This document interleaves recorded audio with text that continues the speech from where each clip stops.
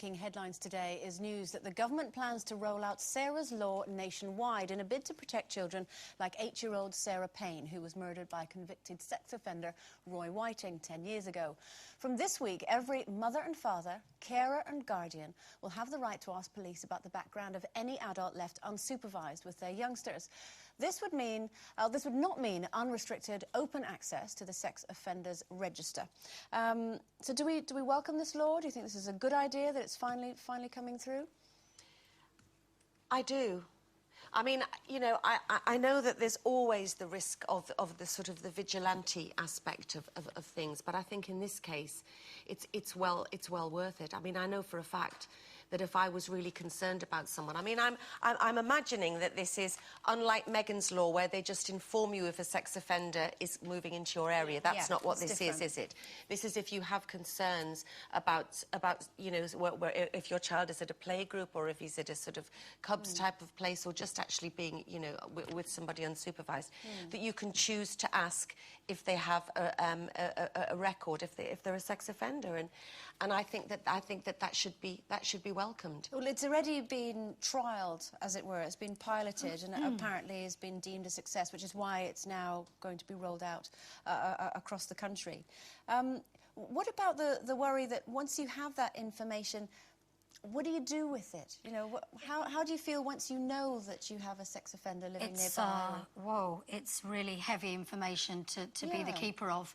And I think most of us as parents welcome it, to the fact that we can have access to the information, because our job as parents is to keep our kids and everybody else's kids safe. And so if you have the information, I think as a parent, your natural thing is to want to pass the information on, you know, to other parents.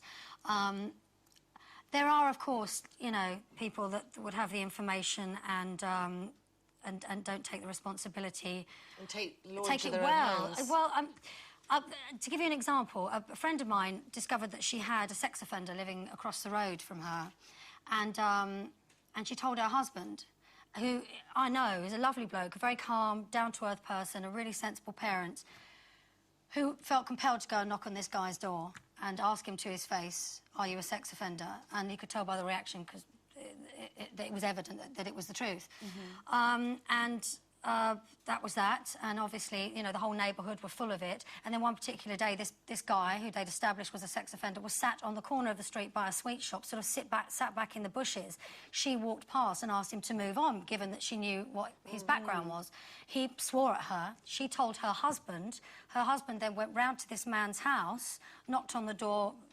This is a sensible guy, and just said, "Don't ever speak to my wife like that again." And he'd already marked his card saying, "Please don't look at my child and walk the other way, you know, if you see my kid in the street."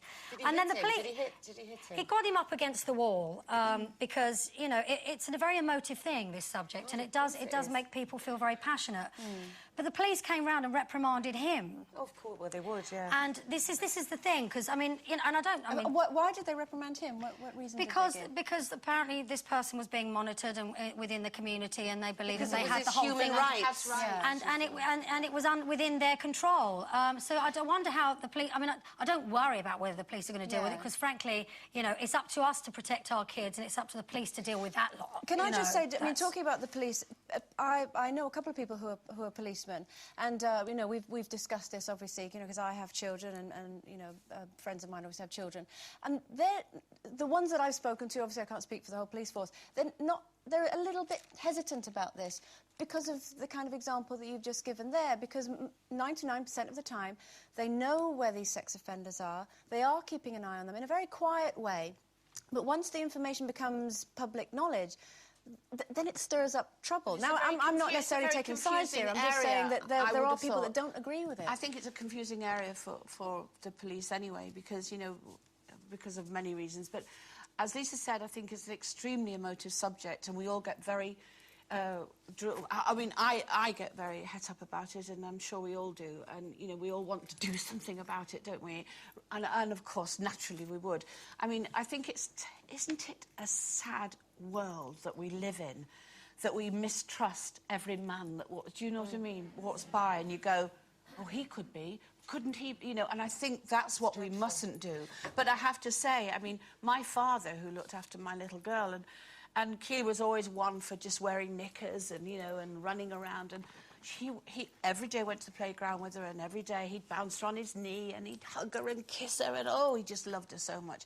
And then one day these four ladies not only just stared at him, but actually said something awful to him. And he came home and cried, you know, because he said, my own granddaughter. And from that moment on, he felt he couldn't do that again. Isn't that sad? But I just think now, because now you can actually find out for sure. I just think that if there were stricter penalties, then they wouldn't be released back into the community so quickly anyway, and there wouldn't be, you know... Absolutely. OK, well, let us know what you think. Go to the forum, itv.com/loosewomen.